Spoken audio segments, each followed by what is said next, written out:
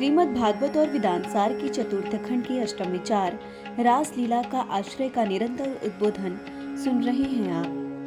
अब आप समझिए, हम गोपियों के प्रकार बता रहे हैं, साधन सिद्ध गोपियों के। हमने बताया आपको ऋषि रूपा गोपी और ऋषि रूपा गोपी। ऋषि रूपा गोपी के अंदर बता रहे हैं आपसे, देहाभिमान मिटा तो काम ही मिट गया। समझ, भगवत प्राप्ति के बाद जिस कक्षा का जो महापुरुष होता है उसको जो रस मिलता है वह सदा के लिए मिल जाता है। ध्यान दें, भगवत प्राप्ति के बाद जिस कक्षा का जो महापुरुष होता है उसको जो रस मिलता है वो सदा के लिए मिल जाता है। उसमें कभी कमी बेशी नहीं हो सकती। विश्वामित्र जी, व्यास जी के पिता पाराशर जी महाराज आदि कई महामुनि हैं जिनका बुद्धिगत काम जब नहीं जा सका, तभी तो वे मुनिवर्ण थक हार कर गोपी बनकर गोकुल में आए और भगवान श्री कृष्ण के से संबंध बनाकर निष्काम हो गए। क्या बात! श्री कृष्ण काम के बाप हैं, अतः जिनकी काम बुद्धि नहीं है, निष्काम बुद्धि हो गई, तो श्री कृष्ण ही उसकी कामना बनते हैं, क्योंकि वह बुद्धि निर्विषय बन जाती है। संसार की संस्कृति समाप्त हो जाती है, सार ही रह जाता है।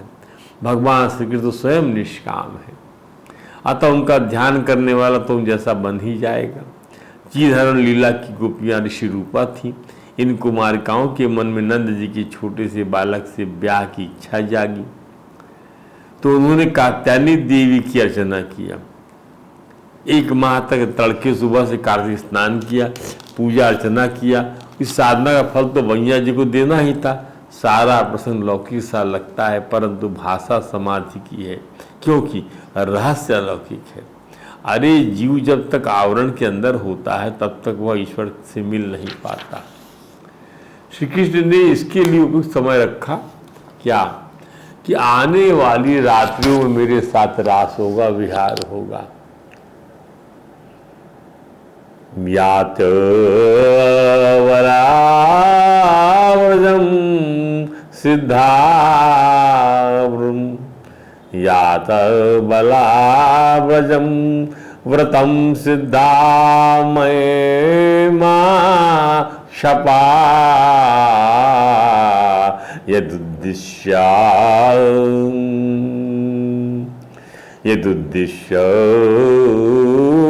चेरु आर्यार्चनम सती। ये जो भगवान सुख ने लिखा, जब भगवान कृष्ण के जाओ, अपने घरों को जाओ, तुम्हारा व्रत सिद्ध हो गया है, अब नंद का छोरा तुम्हारा पति बनेगा और तुमको रास लीला, अर्थात इसका नाम समझिए, ये रास लीला है इसका नाम। भगवान को लीला पुरुषोत्तम कहा जाता है। यदि जीव कोई चीज करे तो वो कर्म हो जाता है, भगवान कुछ करें तो लीला को। भगवान में कर्म नहीं है, अध्यास का तो वहाँ खेल ही नहीं है, इसलिए हर कर्म भगवान का लीला ही होगा। गोपियों ने भी अपने पंच भौतिक शरीरों का त्याग कर दिया था, तभी वे रासलीला में सम्मिलित हो पाई। पंच भौतिक शरीरों का त्याग, ध्यान रही, पंच भौतिक शरीर को परमात्मा स्पर्श नहीं करते।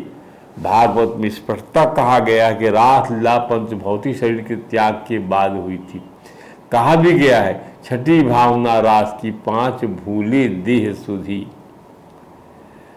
अरे श्री कृष्ण रूपी परब्रह्म का वियोग ही तो योग अग्नि है, वही दाहक है, वही प्रकाशक है।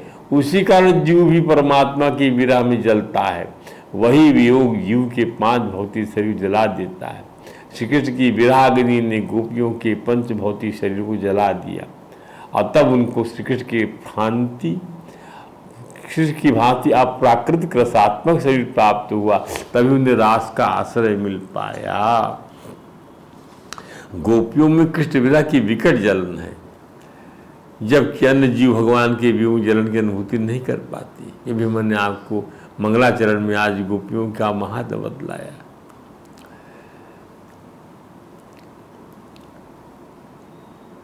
क्योंकि वो जीव जो है, दूसरे जीव, वो जागतिक वासनाओं से खेलने को भी प्राथमिकता देते हैं।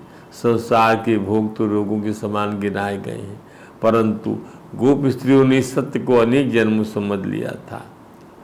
प्रभु भक्ति के बिना संसार चक्र ध्वस्त नहीं हो पाएगा। भगवान श्री कृष्ण को लीला अवतार के रूप में पाकर कृष्ण रूपी परमानंद सराबोर हो जाना चाहती हैं। गोपियों को अब श्री कृष्ण के दर्शन मात्र तृप्ति नहीं हो पाती। क्यों? अरे दर्शन में द्वैत जो है, दर्शन में द्वैत जो है, एकात्म होना चाहते हैं। ध्यान दीजिए, गोपियाँ श्री कृष्ण परमात्मा से एकाकार होना चाहती हैं।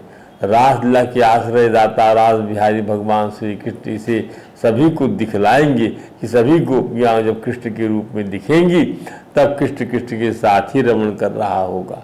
जब सब गोपियाँ कृष्ण के रूप में दिखेंगी तब कृष्ण कृष्ण के साथ ही रमण कर एकाकार हुआ। द्वैत हो गया, द्वैत रह नहीं गया, केवल दृष्टा रह गया, आत्मा से आत्मा का रमण हो गया। गोपियों को गोवर्धन लीला में श्री कृष्ण गिरिराज के बाएं हाथ की कनिष्ठा में उठाए जाने वाला से भूलता नहीं था।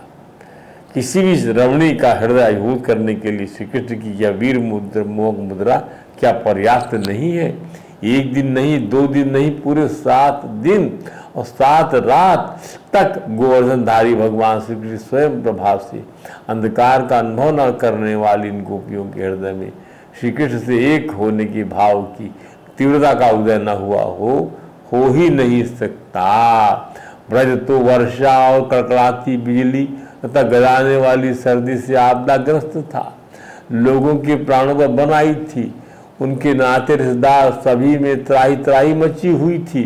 ऐसे में गिरिराज धरण की लीला से सर्वाधिक अभिभूत हुआ तो कौन? गोपियों का अंतःकरण। गोपियाँ परब्रह्म की स्फूर्णा से अलौकिक प्रेम से स्वयं को मुक्त कर पाए इस स्थिति को काफी पीछे छोड़ आई थी। इन्हें श्री कृष्ण और श्री कृष्ण के अलावा न पहले कुछ सुहाता था और न अभी कुछ सुहा रहा था। ध्यान दीजिए कि कई बार गोपियों को उनकी सास, माँ, सासुगण, माएँ बाहर नहीं निकलने देती थी, तब श्याम सुंदर उनके किसी घर में प्रकट हो जाती थी। समाधि की भाषा में इस प्रकट होने का अर्थ यह है कि जीव जब अति आतुर हो जाता है तब ईश्वर भी तो आतुर होते हैं और जीव से मिलने के लिए उससे भी नीचे आने में संकोच नहीं करते। यही भगवान श्री कृष्ण का वह माधुर्य है जो आज तक एक नूतन और अविस्मरणीय ब्रह्म रस का पान करा रहा है। गोपियों का प्रेम धीरे धीरे बढ़ता जा रहा है। श्री कृष्ण से मिलना है, एक होना है। कृष्ण के विरह में उन्हें ऐसा लगता है कि एक क्षण एक युग सा व्यतीत हो रहा है। अरे गोपी गीत में हम ऐसे ही तो सुनेंगे, त्रुटि युगाति ताम आपश्यताम, तुम्हें देखे बिना एक युग लगता है, एक क्षण एक युग लगता है। गोपियाँ कृष्ण विरह से मूर्छित हो जाती थी। नायक नायिका का लौकिक मुंह जब सिर चढ़कर बोलता है तो सारी मर्यादाओं का तिरस्कार करने में किसी को कोई संकोच नहीं होता। फिर तो यह घटघटवासी परमात्मा और आत्मा का संबंध है। जैसे जीव का शरीर पार्थिव होता है परंतु जीवात्मा परमात्मा का शरीर है। जीवात्मा परमात्मा का शरीर है। ध्यान दीजिए, परमात्मा आत्मा तो जीवात्मा शरीर है, उसका शरीर जीवात्मा वस्त्र है परमात्मा का और चिन्मय है और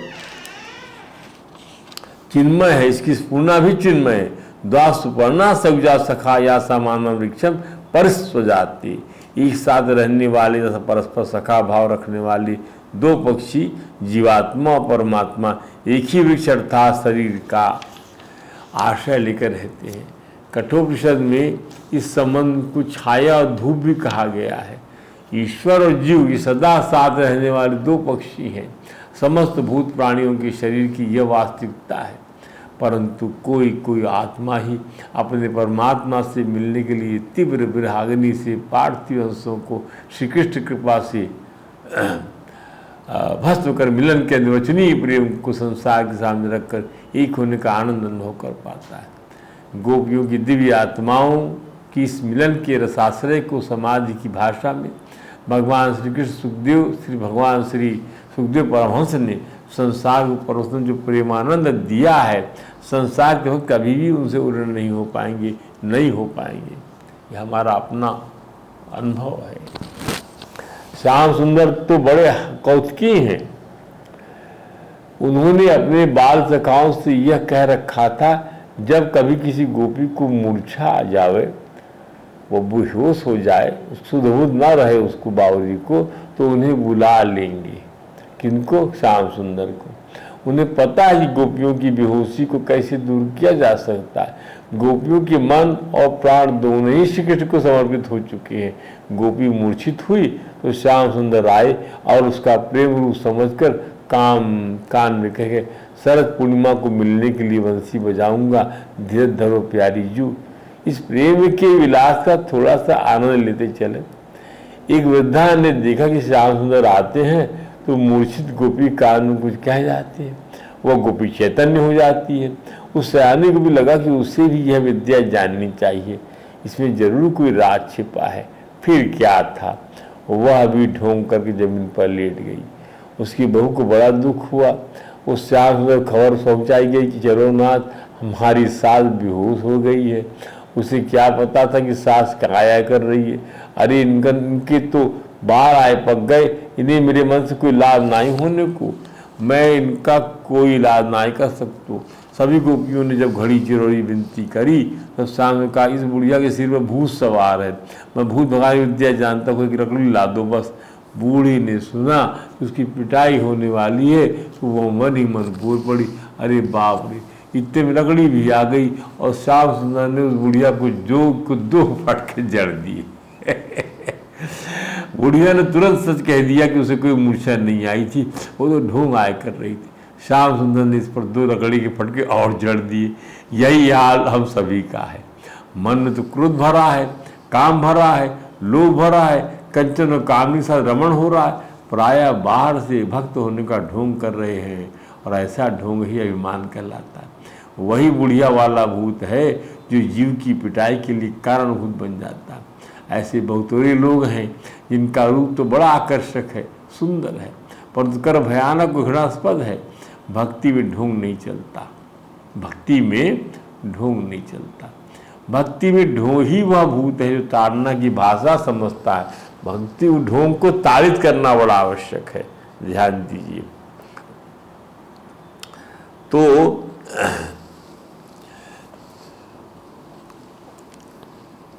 भक्ति औरों को दिखाने के लिए नहीं, प्रभु को प्रसन्न करने के लिए होती है।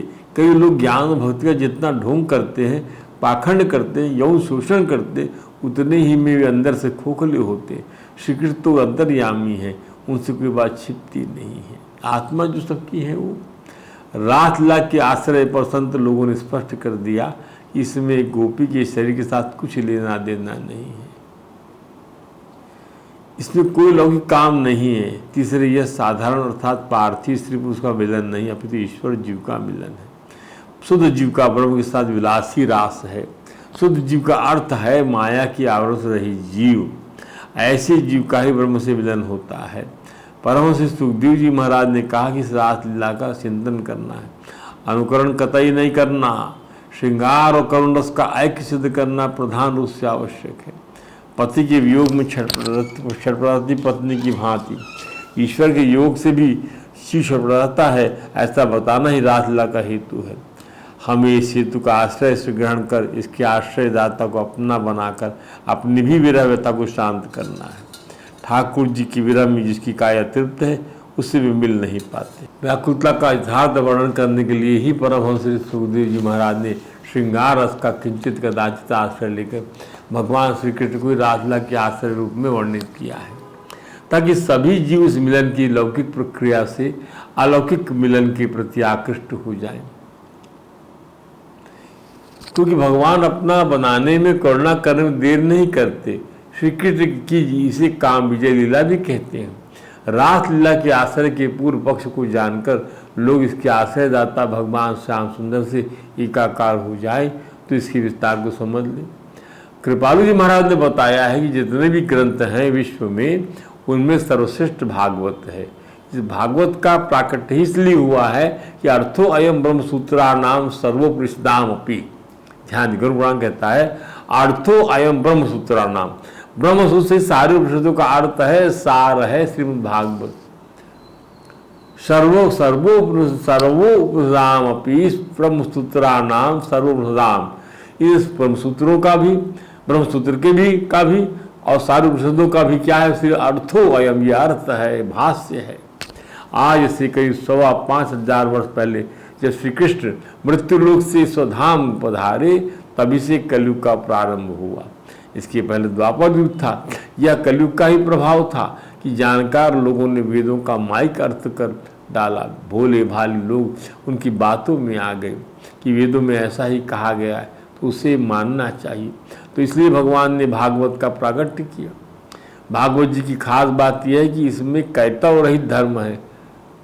लिखा भी है मंगलाचरण में, धर्म प्रोजित कैतवत्र परमो निर्मत्सराणाम सताम वेद्यम वास्तवम शिवदम त्रयतापनुमूलनम।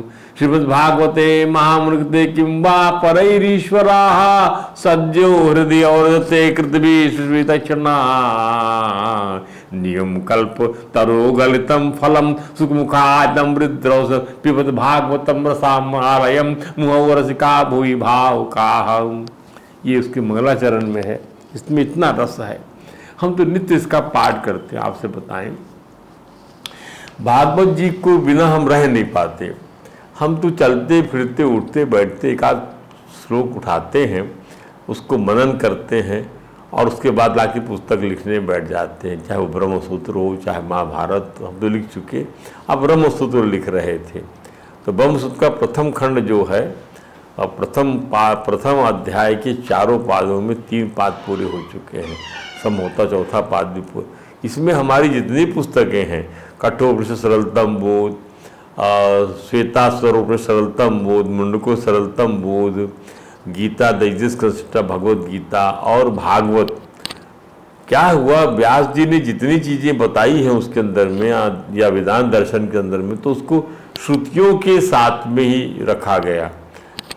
पर हमने क्या किया, हमने भागवत को भी रखा हुआ है, तो हमने भागवत से उसका अर्थ निकाला। एक ब्रह्म चर्चा में एक ऐसा विषय निकालते हैं कि एक आशंका का उपारंभ रख दिया जाता है। चर्चा बढ़े कैसे, खुद ही शंका कर देते हैं। और शंका मूलतः जो रहती है वो निरुक्त के इर्द गिर्द रहती है, व्युत्पत्ति के इर्द गिर्द रहती है। तो उसके जानकार लोग जो उससे निकाल लेते हैं और श्रुति ही उसका जवाब दे देती है कि नहीं नहीं, ये आकाश जो है आत्मा के लिए, ये परमात्मा के लिए संबोधित है, ये नहीं, ये जीव के लिए नहीं, ये परमात्मा ब्रह्म के लिए। हर चीज ब्रह्म के लिए ही संसार में प्रतिपादित है। ये जो दहरा आकाश है, दहर आकाश, ये छोटा सा आकाश नहीं है, ये भगवान का बहुत बड़ा आकाश है। यहाँ पर अणुअणुयान महतो महियान, इस प्रकार की बातें आती रहती। इसका मतलब ये कि प्रभु से जुड़ने के लिए आपको प्रयत्न, सब प्रयत्न वो करते हैं। ध्यान दीजिए, आपका पौरुष किसी मतलब का नहीं है। आपका पौरुष जो है, पुरुषार्थ उसी का है, वही पुरुष है, वही परम पुरुष है, उसका ही पुरुषार्थ है। जब ये समझ में आपको आ जाएगा तो सारी इंद्रियां आपकी उसके लिए काम करने लग जाएंगी। ध्यान दीजिए, सिंपल सी बात है, सिंपल गणित है। जैसे हनुमान जी का सारा पौरुष जो है रामचंद्र जी का है, उनका अपना कोई पुरुषार्थ नहीं है। वो तो राम कृपा लंका मैं बारी, अब कृपा शब्द आ गई, मैं क्या बारने वाला हुआ, भगवान ने मुझे चूज कर लिया, तो लग गई, आग लग गई, अब मेरा नाम हो गया। नहीं, नाम मेरा नहीं, उन्हीं का नाम होना चाहिए, क्योंकि ब्रह्म का ही सब जगह बोलबाला है। इसको समझने की आवश्यकता है, इसकी अनुमान और अनुभूति की आवश्यकता, और इसको समझने की आवश्यकता। सिंपल से यूँ समझ दीजिए कि संसार अभी पकड़ में नहीं आ रहा है, पकड़ में संसार नहीं आ रहा है आपकी पकड़ में। और भगवान जो आपको पकड़ना चाहते हैं ना, भगवान तो आपको पकड़े हुए हैं, आप ही जो है ना उनको छोड़ते ही चले जाते हैं। दिक्कत ये है, वो तो संभाले हुए रहते हैं आपको, आप छोड़ते चले जाते हैं उसको। वहीं पर पौरुष की जय जयकार करते हैं, छोड़ो ना यार, कल देखेंगे भगवान को, आज तो खा पी लो, ऐसा रहता है। तो आइए थोड़ा सा और समझते हैं। तो अर्थ, धर्म, काम और मोक्ष, 4 प्रकार की कामनाओं के चक्र को छोड़ो, भगवान की शरणागति सर्वोपरि है, उनका गुणानुवाद ही सर्वोत्तम है। तब श्रीमद् भागवत का प्रारंभ हुआ। कहते हैं जहाँ गीता का मोक्ष दर्शन समाप्त होता है, ध्यान दीजिए, बस गीता सुनेंगे आप मोक्ष मिल जाएगा, वहीं से भागवत जी का प्रारंभ होता है। दूसरे शब्दों में श्रीमद् भागवत में गीता आदि तरह धर्म अर्थ काम की बातें नहीं बताई गई। इतिहास पुराण दोनों अर्थात 17 पुराण और 17 इतिहास माने महाभारत पुराण, इनमें वर्णाश्रम धर्म का विशेष निरूपण हुआ है। लेकिन श्रीमद् भागवत में पहले ही कह दिया गया इस ग्रंथ का वही अधिकारी माना जाएगा जो अर्थ धर्म काम मोक्ष उपेक्षा करके केवल और केवल प्रेमानंद चाहेगा, उसी के लिए भागवत है। इसलिए श्री सुखदेव परमहंस जी को तम सर्वभूत हृदय मुनिना मुनि मानतो अस्मि, जो सभी के हृदय का नियामन करे, गवर्न करे, ऐसे परमहंस श्री सुखदेव जी महाराज को हमारा प्रणाम है। ऐसे हैं हमारे परमहंस श्री सुखदेव जी महाराज। भगवान की सब शक्तियां हैं उनके अंदर। सौनकादि ऋषियों की श्रृंखला में प्रायः सभी लोग निर्गुण, निर्विशेष और निराकार का ब्रह्मानंद ही जानते हैं। कदाचित इन ऋषियों की बुद्धि मर्यादा यहीं तक है। यहाँ तक कि व्यास जी महाराज भी ऐसा ही अनुभव करते थे, परंतु देवर्षि नारद जी की प्रेरणा से जब उन्होंने श्रीमद् भागवत की रचना किया, तब श्री कृष्ण लीला का प्रेमानंद, उनका नाम रूप लीला गुणानंद उन्होंने लिखा और अपने सुपुत्र परमहंस सुखदेव जी महाराज को सुनाया। जो समाधि का ब्रह्मानंद उड़ गया, तो समाधि का ब्रह्मानंद उड़ गया। किसका? सुखदेव जी महाराज। इस प्रकार श्री कृष्ण से प्रेम करना सर्वोपरि अनुभव हो गया। परमहंस श्री सुखदेव श्री कृष्ण की भागवत कथा का गुणगान करने लगे। कौन? परमहंस सुखदेव जी महाराज। अब प्रेमानंद सराबोर हो गए। अति चाहे प्रकृति परायण ज्ञानी हो, चाहे निवृत्ति परायण ज्ञानी हो, दोनों की समाधि खत्म हो जाती है। प्रकृति परायण जनक जी ने जब श्री राघवेंद्र के रूप माधुर्य का दर्शन लाभ किया तो देखते रह गए। नहीं बिलोकत अति अनुरागा, बरबस ब्रह्म सुखई मन त्यागा। क्यों त्याग देता है बरबस ब्रह्म सुख? ब्रह्म सुख जो है क्यों त्याग देता है मन? क्योंकि जो ब्रह्म है वो यही है जो सामने खड़ा हुआ है। तो ब्रह्म को इस रूप में देखने का जो आनंद है वो निराला है। सहज विराग रूप मन मोरा, मेरा मन तो विरागी है। सकित थकित हो तजिमि चंद्र चकोरा, चंद्र को देख के चकोर जो है देखता ही रह जाता है, देखता ही रह जाता है, कुछ काम ही नहीं करती इंद्रियां हैं। ध्यान दीजिए। तो जब ये सृष्टि हुई तो ये चार परमहंस बाल संत सनक, सनातनंदन, सनातन और सनत कुमार चारों भाई लंगोटी पहन के विचरण करते हैं। वे ब्रह्मा जी के मानस पुत्र हैं और भगवान के अवतारों की गणना में शामिल होते हैं।